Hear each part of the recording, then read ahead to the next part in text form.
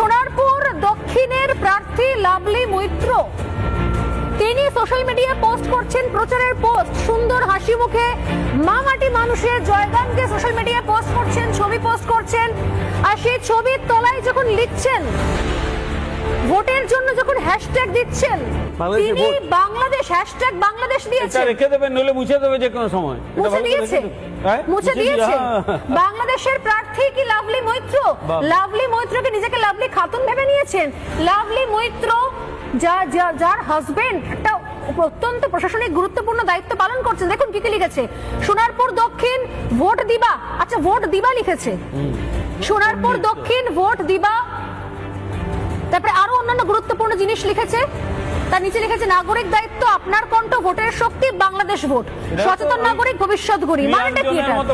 আমি লাভলি মৈত্রকে জিজ্ঞাসা করছি, লাভলি মৈত্র আপনি কোথাকার নাগরিক? কোথা থেকে ভোটে লড়ছেন? সোনারপুর দক্ষিণ কেন্দ্রটা কোথায়? পশ্চিমবঙ্গে, ভারতে নাকি বাংলাদেশে?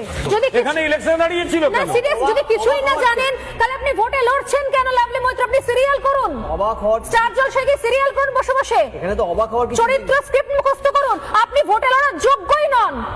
লাভলি মৈত্র আপনি ভোটে লড়ার যোগ্য নন। কোন অধিকারে আপনি আমাদের দেশের ভোটের মাঝখানে বাংলাদেশকে হ্যাশট্যাগ দিয়ে বসে রইলেন? কোন অধিকারে? আমি অবিলম্বে এই ভিডিও থেকে, এই শো থেকে আবেদন করছি নির্বাচন কমিশনকে, অবিলম্বে লাভলি মৈত্রের এগেইনস্টে করে অ্যাকশন নেওয়া হোক।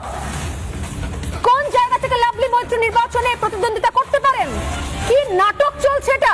জান না বাংলা। তাহলে যদি বাংলাদেশে এত প্রীতি থাকে তাহলে ভারত সরকারকে বলুন আমাকে বাংলাদেশে পাঠিয়ে দিন। বলুন তাহলে ভারত সরকারকে যে আমি এই দেশের নাগরিকত্ব চাই না, আর লাভলি মৈত্রকে বাংলাদেশে পাঠিয়ে দেওয়া হোক, তিনি বাংলাদেশ থেকে ভোটে লড়বেন। ইয়ার কি মারছেন লাভলি মৈত্র আপনি আমাদের দেশ নিয়ে, আমাদের রাজ্যের নির্বাচন নিয়ে? এত মানুষের টাকায় আপনার